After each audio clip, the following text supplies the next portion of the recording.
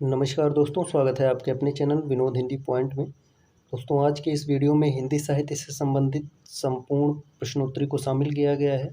जो 50 महत्वपूर्ण प्रश्न हैं आज के इस वीडियो में, हिंदी साहित्य की किसी भी परीक्षा के लिए बहुत ही महत्वपूर्ण है। तो चलिए देर न करते हुए शुरू करते हैं आज का ये वीडियो। पहला प्रश्न है, किस पुस्तक का 15 भारतीय भाषाओं और 40 विदेशी भाषाओं में अनुवाद किया जा चुका है? तो इसका सही उत्तर है पंचतंत्र। पंचतंत्र में 15 भारतीय भाषाओं और 40 विदेशी भाषा में अनुवाद किया जा चुका है। अगला प्रश्न है, संविधान की 8वीं अनुसूची में शामिल की गई 4 भाषाएं कौन सी नहीं? ये गलत प्रश्न पूछा गया है। संविधान की 8वीं अनुसूची में जो 4 भाषाओं को शामिल किया गया है वह है संथाली, मैथिली, बोडो और डोगरी। इन चारों को लेकर के संविधान की 8वीं अनुसूची में कुल 22 भाषा हो गई है। पहले 18 था, उसके बाद इन चारों को शामिल करके 22 भाषा हो गया है। अगला प्रश्न है, निशा निमंत्रण के रचनाकार कौन है? निशा निमंत्रण हालाबाद के प्रवर्तक के नाम से जाने जाते थे। हरिवंश राय बच्चन। निशा निमंत्रण इनकी प्रसिद्ध रचना है। मधुशाला, मधुबाला, मधुकलश, ये सभी रचनाएं हरिवंश राय बच्चन की हैं। अगला प्रश्न है, गागर में सागर भरने का कार्य किस कवि ने किया? तो गागर में सागर भरने का कार्य बिहारी ने किया। रीत काल के रीत सिद्ध काव्यधारा के प्रसिद्ध कवि हैं। रीत सिद्ध काव्यधारा के प्रसिद्ध कवि बिहारी माने जाते हैं। इनकी एकमात्र प्रसिद्ध रचना है बिहारी सतसई, जिसमें 719 दोहे हैं। 719 दोहे उन्होंने गागर में सागर भरने का कार्य किया था। अगला प्रश्न है, रस मीमांसा रस सिद्धांत से संबंधित पुस्तक के लेखक कौन है? तो रस मीमांसा और रस सिद्धांत से संबंधित जो पुस्तक के लेखक हैं आचार्य रामचंद्र शुक्ल हैं। उसके बाद है, गाथा कहने से किस लोक प्रचलित काव्य भाषा का बोध होता है? तो इसका सही उत्तर हो जाएगा प्राकृत। अगला प्रश्न है, तुलसीदास का वह ग्रंथ कौन सा है जिसमें ज्योतिष का वर्णन किया गया है? तो इसका सही उत्तर हो जाएगा रामाज्ञा प्रश्नावली। रामाज्ञा प्रश्नावली में ज्योतिष का वर्णन किया गया है। अगला प्रश्न, भारत भारती काव्य के रचनाकार कौन है? भारत भारती काव्य के रचनाकार कौन है? मैथिली शरण गुप्त। अगला प्रश्न है, आचार्य रामचंद्र शुक्ल ने त्रिवेणी में किन 3 महाकवियों की समीक्षा प्रस्तुत की? तो सूरदास हैं, तुलसीदास हैं और जयसी हैं। इन तीनों कवियों को त्रिवेणी में महाकवि की समीक्षा प्रस्तुत की है आचार्य रामचंद्र शुक्ल ने। अगला प्रश्न, वीरों का कैसा हो बसंत कविता के रचनाकार कौन है? तो इसका सही उत्तर हो जाएगा सुभद्रा कुमारी चौहान। वीरों का कैसा हो बसंत। अगला प्रश्न है, हिंदी के किस समाचार पत्र में खड़ी बोली को मध्य देशीय भाषा कहा गया है? तो इसका सही उत्तर है बनारस अखबार। बनारस अखबार में खड़ी बोली को मध्य देशीय भाषा कहा गया है। अगला प्रश्न है, हिंदी कविता को छंदों की परिधि से मुक्त कराने वाले थे सूर्यकांत त्रिपाठी निराला। छंदों की परिधि से मुक्त कराने वाले थे सूर्यकांत त्रिपाठी निराला। परीक्षा में कभी कभी पूछा जाता है, मुक्त छंद के प्रवर्तक के रूप में किसे जाना जाता है? तो मुक्त छंद के प्रवर्तक के रूप में सूर्यकांत त्रिपाठी निराला को जाना जाता है। वीडियो में जितने भी प्रश्न हैं सभी प्रश्न परीक्षा की दृष्टि से बहुत ही महत्वपूर्ण है, रिपीटेड प्रश्न है। अगर आप चैनल पर नए हैं तो चैनल को आप सब्सक्राइब कर लीजिए, वीडियो को शेयर कर दीजिए।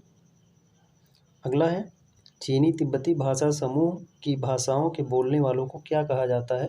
तो निषाद कहा जाता है। चीनी तिब्बती भाषा समूह की भाषाओं को बोलने वाले को निषाद कहा जाता है। अगला प्रश्न है, रामचरितमानस में प्रधान रस के रूप में किस रस को मान्यता प्राप्त हुई है?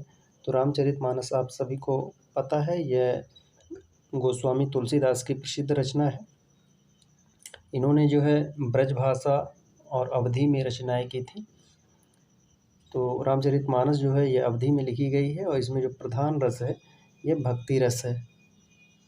अगला है, साँच बराबर तप नहीं झूठ बराबर पाप, इस पंक्ति के रचयिता कौन है? तो निर्गुण पंथ के प्रवर्तक के रूप में जाने जाते हैं कबीरदास। साँच बराबर तप नहीं झूठ बराबर पाप, इस पंक्ति के रचयिता हैं कबीरदास। अगला है रामधारी सिंह दिनकर को भारतीय ज्ञानपीठ पुरस्कार प्राप्त हुआ। तो रामधारी सिंह दिनकर को उर्वशी पर जो है ज्ञानपीठ पुरस्कार प्राप्त हुआ था। अगला है कामायनी किस प्रकार का ग्रंथ है? कामायनी जयशंकर प्रसाद की प्रसिद्ध कृति है। यह जो है महाकाव्य है। कामायनी जो है महाकाव्य है। इसमें कुल 15 सर्ग हैं। 1935 में यह लिखा गया था। पल्लव के रचयिता कौन है? तो पल्लव प्रकृति के सुकुमार कवि के नाम से जाने जाते हैं। सुमित्रानंदन पंत छायावाद के जो 4 स्तंभ हैं, उन 4 स्तंभों में से सुमित्रानंदन पंत का स्थान जो है सर्वोपरि है। अगला है कौन सी भाषा भारतीय संविधान की 8वीं अनुसूची में नहीं दी गई? 8वीं अनुसूची में जो भाषा शामिल नहीं है वह है अंग्रेजी।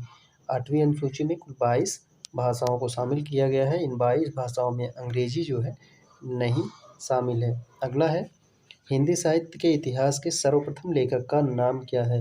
हिंदी साहित्य के इतिहास के सर्वप्रथम लेखक का नाम है गारसा दत्तासी।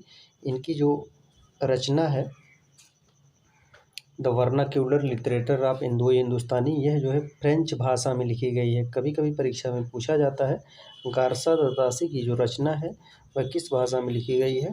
तो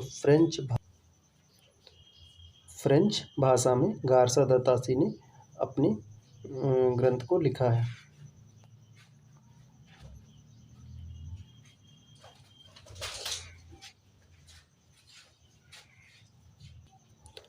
अगला है देश में एकमात्र किस राज्य की राजभाषा अंग्रेजी है? तो इसका सही उत्तर हो जाएगा नागालैंड। नागालैंड राज्य की जो राजभाषा है वह अंग्रेजी है। उसके बाद है त्रिपुरा की राजभाषा क्या है? तो त्रिपुरा की राजभाषा है बांग्ला। अगला प्रश्न है प्रेम सागर के रचनाकार कौन है? तो प्रेम सागर के रचनाकार हैं लल्लू लाल। प्रेम सागर के रचनाकार हैं लल्लू लाल।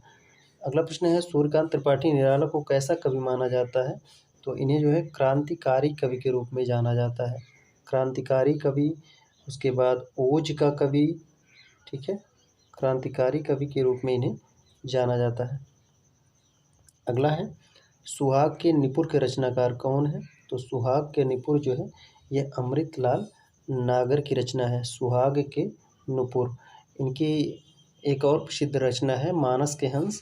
यह जो है तुलसीदास के जीवन पर आधारित है। वहीं खंजन नयन की बात की जाए तो वह सूरदास के जीवन पर आधारित है। अगला प्रश्न है झरना काव्य संग्रह के रचयिता कौन है? झरना काव्य संग्रह के रचयिता कौन है? तो जयशंकर प्रसाद। अगला है इस देश में अधिकतम संख्या में भाषाएं बोली जाती हैं। भारत देश में जो है अधिकतम संख्या में भाषा बोली जाती है। अगला है चारु शब्द की शुद्ध भावात्मक संज्ञा है। तो चारु शब्द का जो भावात्मक संज्ञा है वह चारुता है। अगला है भारतीय भाषाओं को कितने प्रमुख वर्गों में बांटा गया है? तो भारतीय भाषाओं को 4 प्रमुख वर्गों में बांटा गया है। अगला प्रश्न है भारत में सबसे अधिक बोला जाने वाला भाषा समूह कौन सा है? तो इंडो आर्यन। भारत में सबसे अधिक बोला जाने वाला भाषा समूह है इंडो आर्यन।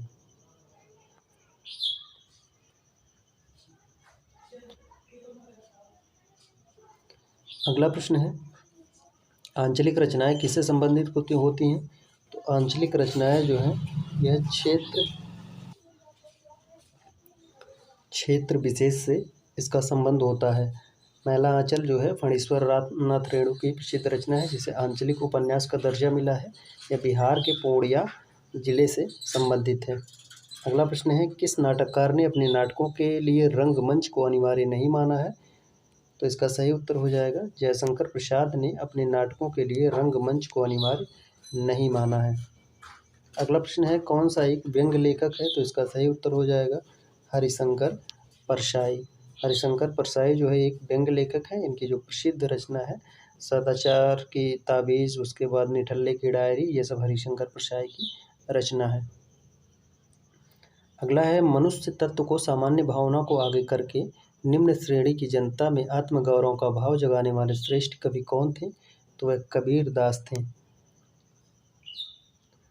सामान्य भावना को आगे करके निम्न श्रेणी की जनता में आत्मगौरव का भाव जगाने वाले श्रेष्ठ कवि कबीरदास थे। अगला प्रश्न है, प्रादेशिक कोलियों के साथ रजिया मध्य देश की भाषा का आश्रय लेकर एक सामान्य साहित्य भाषा स्वीकृत हुई, जिसे नाम दिया गया पिंगल भाषा।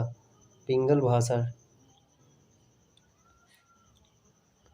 अगला है, निराला के राम तुलसीदास के राम से भिन्न है और भवभूति के राम के निकट है। यह कथन किस हिंदी आलोचक का है? तो यह कथन है रामविलास शर्मा का। निराला के राम तुलसीदास के राम से भिन्न है और भवभूति के राम के निकट हैं। अगला प्रश्न है, नमक का दरोगा कहानी के लेखक कौन है? तो नमक का दरोगा कहानी के लेखक हैं मुंशी प्रेमचंद। अगला प्रश्न है, डोगरी भाषा मुख्य रूप से कहाँ बोली जाती है? तो इसका सही उत्तर हो जाएगा जम्मू कश्मीर। डोगरी भाषा मुख्य रूप से जम्मू कश्मीर में बोली जाती है। अगला है, प्रसिद्ध कहानी नमक का दरोगा के लेखक कौन है? नमक का दरोगा के लेखक हैं मुंशी प्रेमचंद, जिन्हें कथा सम्राट, उपन्यास सम्राट के नाम से जाना जाता है। इन्होंने लगभग 300 से ज़्यादा कहानियाँ लिखी हैं, वहीं 18 से ज़्यादा उपन्यास हैं इनके। अगला प्रश्न है, संस्कृत से सबसे अधिक प्रभावशाली द्रविड़ भाषा कौन सी है? संस्कृत से सबसे अधिक प्रभावशाली द्रविड़ भाषा है तेलुगु। अगला प्रश्न है, हिंदी को भारतीय संविधान में कहा गया है। हिंदी को भारतीय संविधान में राजभाषा कहा गया है। अगला है, वह कौन से रचनाकार हैं जिन्होंने सबसे अधिक टीका लिखी है? तो वह रचनाकार हैं बिहारी सतसई। बिहारी सतसई जो है पर सबसे अधिक टीका लिखी गई है। यह जो है बिहारी सतसई बिहारी की कृति है, लेकिन इन पर जो है सबसे अधिक टीका लिखी गई है। अगला है, भूषण किस रस के कवि माने जाते हैं? तो भूषण तो है वीर रस के कवि माने जाते हैं। इनके आश्रयदाता थे छत्रसाल। अगला प्रश्न है, हिंदी शब्द का प्रयोग सर्वप्रथम भाषा के संबंध में किसके द्वारा किया गया? तो हिंदी शब्द का प्रयोग जो है सर्वप्रथम भाषा के संबंध में अमीर खुसरो द्वारा किया गया। अगला प्रश्न है, आदिकाल को आरंभिक काल की संज्ञा किसके द्वारा दी गई? आदिकाल को आरंभिक काल की संज्ञा मिश्र बंधु द्वारा दी गई। अगला प्रश्न है, यह किसने कहा था कि साहित्य का इतिहास जनता की चित्तवृत्ति का इतिहास है? यह किसने कहा था कि साहित्य का इतिहास जनता की चित्तवृत्ति का इतिहास है? आचार्य रामचंद्र शुक्ल ने का यह कथन है। अगला प्रश्न है, किस कवि को प्रकृति का वाल्मीकि कवि कहा जाता है? तो स्वयंभू को अपभ्रंश का वाल्मीकि कवि स्वयंभू को कहा जाता है। और स्वयंभू को जो है हिंदी का प्रथम कवि मानने वाले हैं राम कुमार वर्मा। अगला है, हिंदी के प्रथम कवि माने जाते हैं। तो हिंदी के प्रथम कवि सरापा माने जाते हैं और इन्हें मानने वाले हैं राहुल संकृतायन। वहीं स्वयंभू को राम कुमार वर्मा हिंदी का प्रथम कवि मानते हैं। आज का हमारा अंतिम प्रश्न है, हिंदी के प्रथम मौलिक नाटक का नाम बताइए। तो हिंदी का जो प्रथम मौलिक नाटक है वह है नहुष। गोपाल चंद इनके रचनाकार हैं। गोपाल चंद जो है भारतेंदु हरिश्चंद्र के पिताजी हैं और हिंदी का प्रथम मौलिक नाटक नहुष को माना जाता है। यह थे संपूर्ण हिंदी साहित्य से लगभग 50 महत्वपूर्ण प्रश्न।